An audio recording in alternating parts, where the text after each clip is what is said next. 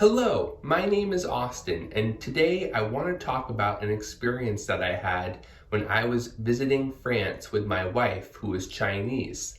We were looking for a place to eat, and we found a Chinese restaurant, and my wife went in and was speaking Chinese with the hostess, and everything seemed normal up until the point that they saw me and saw that I was with her and we wanted to eat there together. They immediately told us that the entire restaurant was booked and that every table was reserved and there was no way that we could eat there.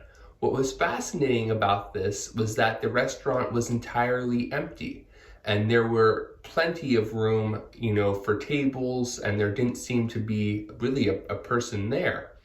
And what ended up occurring was we were told to leave and that we could not eat there. And my wife immediately went on Yelp and she saw on Yelp the reviews saying that multiple people had been refused service at this restaurant.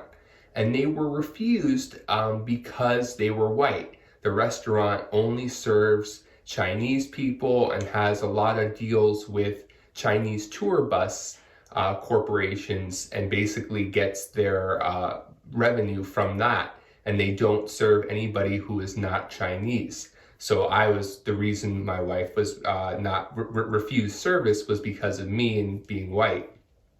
What's interesting about this type of thing is that, you generally don't encounter that. And especially in the United States, I would say that, no restaurant is really discriminating based on the color of someone's skin, especially after the civil rights movement and everything going on there. We've really had a great amount of integration, I think, and coming together.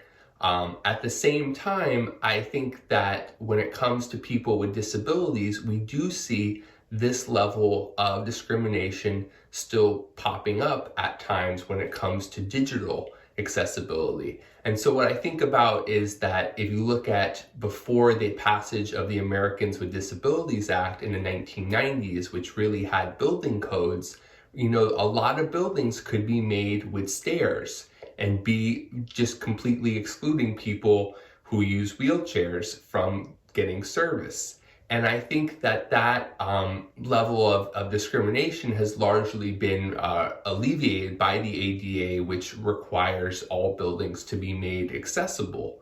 But yet when you look at right now with digital accessibility, you could see corporations like Domino's arguing that it's okay that their app is inaccessible for people who use screen reading software, and they went all the way trying to get their the ruling, which they lost, overturned by the Supreme Court.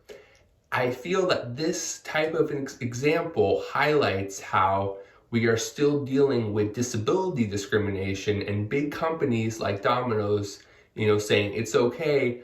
We should be able to discriminate against people with disabilities and refuse service to them and not provide it. And I think that unfortunately, a lot of people do sometimes have accessibility errors or barriers that prevent people with disabilities from accessing their website. But I like to think that a lot of them are unaware of that being a challenge for people visiting their site, and if they were aware, they would do their best to fix it. I think that Domino's and people who are specifically, looking to just ignore the disability population, I hope that those people are, a very small minority and becoming more accustomed to serving people with disabilities. So I just kind of wanted to share my experience and see how that related to digital accessibility. Thank you so much for watching, and please tune in for the next video.